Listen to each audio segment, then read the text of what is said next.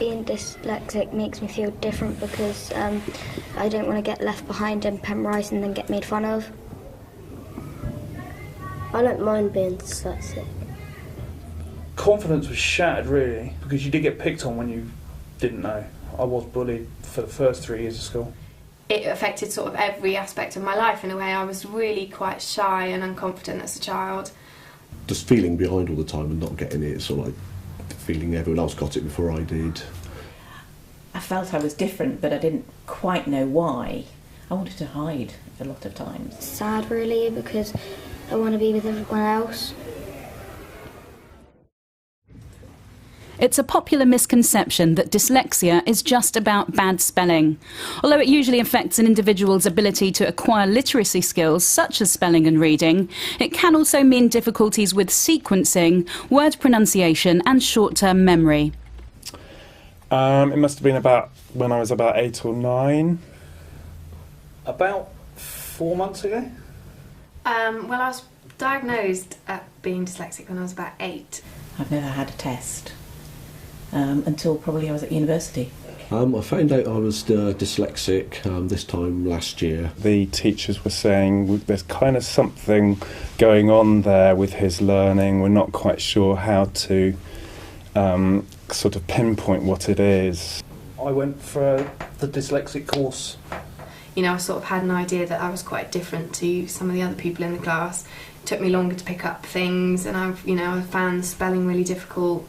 They asked me to find a word in a dictionary and I froze solid.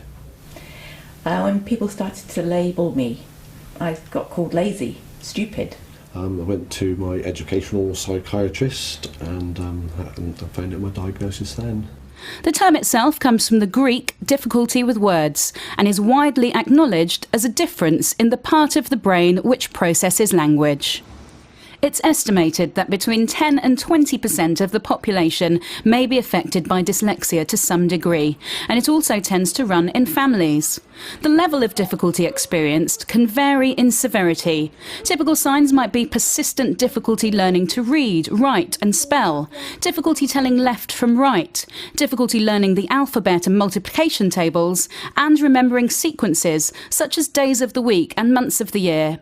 I found learning to read humiliating. Very quickly as time went by in primary school, I realised that others around me were just developing this ability to read, remember and tell back.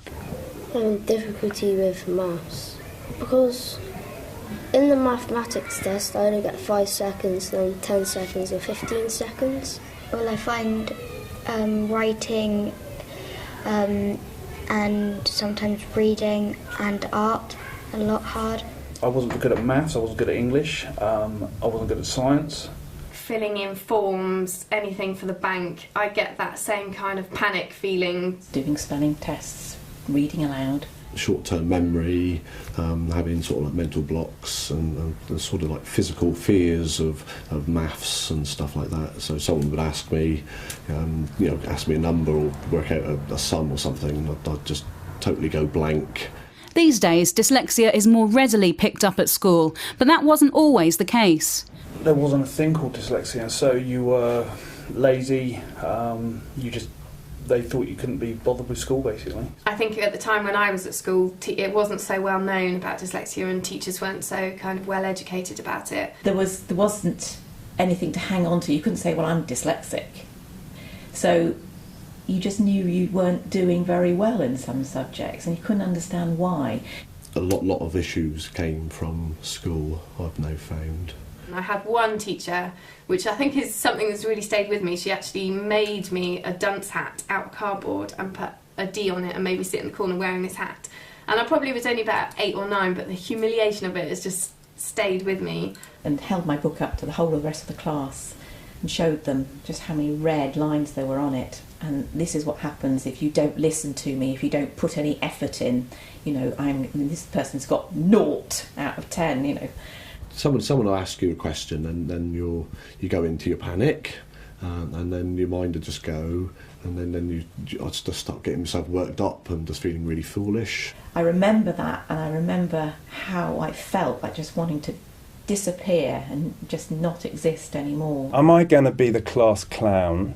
Because that actually is one way of dealing with the fact that I feel totally inadequate, not understanding what's going on. Just wanting to withdraw into myself or run away, or just acting the goat, you know, just end up being silly.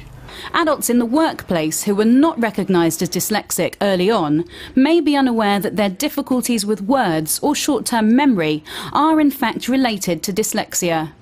With some adults, this has meant a tendency to shy away from jobs which involve a lot of writing and can lead to a lack of confidence with certain aspects of their work and their personal lives. That sort of feeling that at any time you might be asked to do something or stand up and read something in front of somebody or any of those kind of things and not be able to do it. Well, mainly when I was a chef, I used to have difficulty with the adding up in the costings of stuff, and I could cook okay.